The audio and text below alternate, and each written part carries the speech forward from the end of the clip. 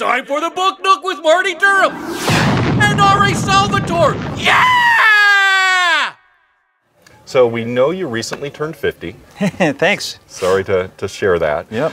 But when you first started writing about some of these characters, they were quite young, like you were just talking about. I was in my 20s, yeah. Yeah, Wolfgar and Caddy-Bree were 17. Yep. Catterley was only 20. But in The Ghost King, they're all in their early or mid-40s. Was it always your intention to have your characters age along with you? Are you kidding? It was my intention to get a book published. And that was The Crystal Shard. When The Crystal Shard got published, it was my intention to get another book published.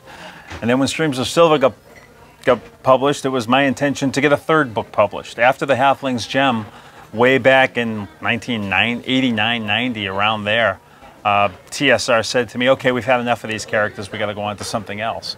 So no, this all just happened. And it's been a strange journey. It's been a strange journey. But a fun one, I'm sure. Yeah, and I think it worked pretty well because it's amazing to me, and I'm sure you understand what I'm saying here, that your perspective of the world changes. You don't think it will. You know, when you're in your 20s, you think you know everything about everything. And then when you get in your 30s, you start, do I really? And then when you get in your 40s, you realize you don't know anything about anything, right? Yeah, exactly. And it's, so your characters grow up, and even though they're becoming more solidified as characters in the fictional setting, you have to be aware of the fact that they're still under shifting sands as changing human beings.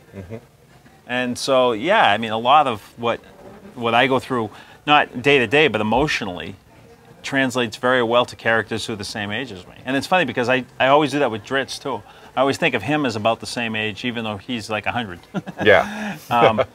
But if you look at, I guess I can get away with it because who knows the emotional maturity of a 100-year-old dark elf, right? I haven't interviewed any lately, so.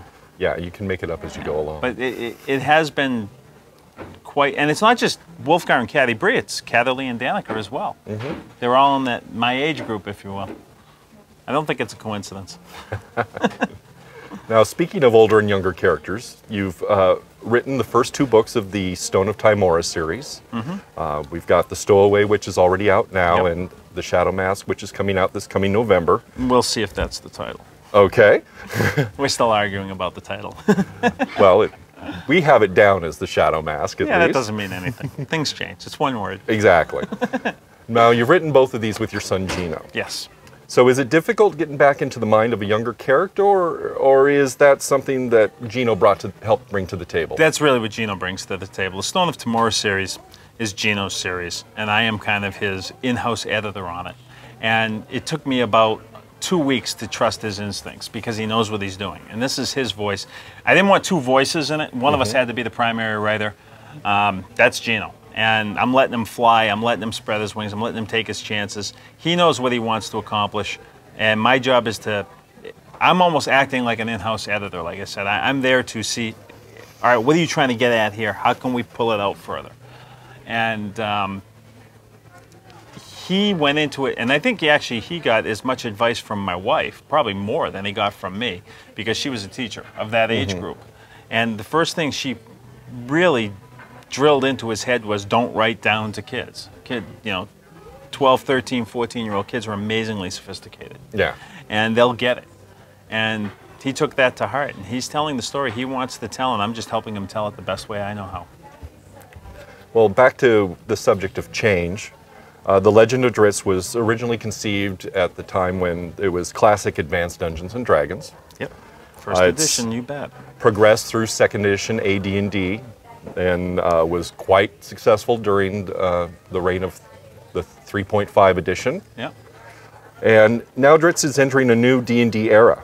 How has the game affected the books over the years? Not as much as you'd think, because the people up at Wizards of the Coast in the book department, and I'm talking about my editor Phil Athens right now, and in the games department I'm talking about Rich Baker and Bill Slavichek and those guys, they understand that there has to be some literary license, that you can't like all of a sudden say, okay, dark elves don't have infravision anymore, we have to put lights in Menzoberran's on. They understand that as the world is changing, as the game is changing, the changes have to be softened when you have a continuing novel series going through it. And they've been great about it. So I mean, it has affected it, and we're seeing in this series, you're seeing the spell plague. In this book, you're seeing the spell plague hit. So, you know, the priests are doubting their gods. There's arguments about, is this just another time of troubles? And then you see new powers showing up, and they don't really know where they're coming from sometimes. So there's all the questioning going on. It's right at the cusp, or not the cusp, but at the beginning of the changes that are happening very dramatically in the realms.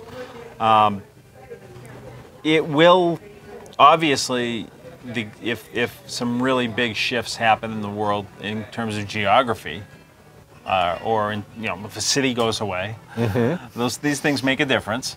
The second book, The Pirate King, that I wrote for transitions is actually to describe what happens to the city of Luskan as we go from second to third to fourth, 3.5 to fourth edition. I'm getting confused here, but.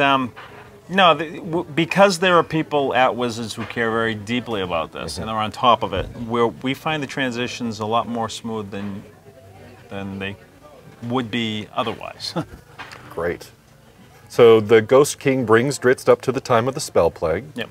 8 When? years after the Pirate King. Okay. I thought it was 7, but it's 8.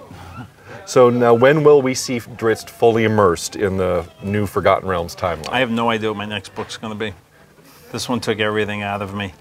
Now I'm back in my Demon Wars series for a book, just to kind of clear my head of. I don't know if I'm going forward or going backwards or going sideways at this point with Drizzt, and I mean that literally. I don't know if I'm going to go forward and move him 100 years forward into the new realms, or well, I guess it's about 92 years forward or whatever now, or if I'm going to go backwards and do a story about classic Menzo Baranzan with Zach Nafane and Jarl Axel.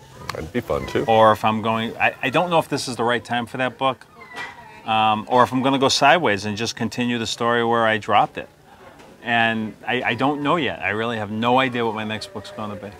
I mean, eventually, if we keep going with Drizzt, eventually he's going to be there in the 100-year future, right? Well, hopefully he will, and I'm sure it's going to be a fun ride no matter where we go. I think it'll be a dark ride. Oh, okay. Which is usually a fun ride. Well, that's it for us from Norwest Con with R.A. Salvatore, and we hope to see you at the next Book Nook.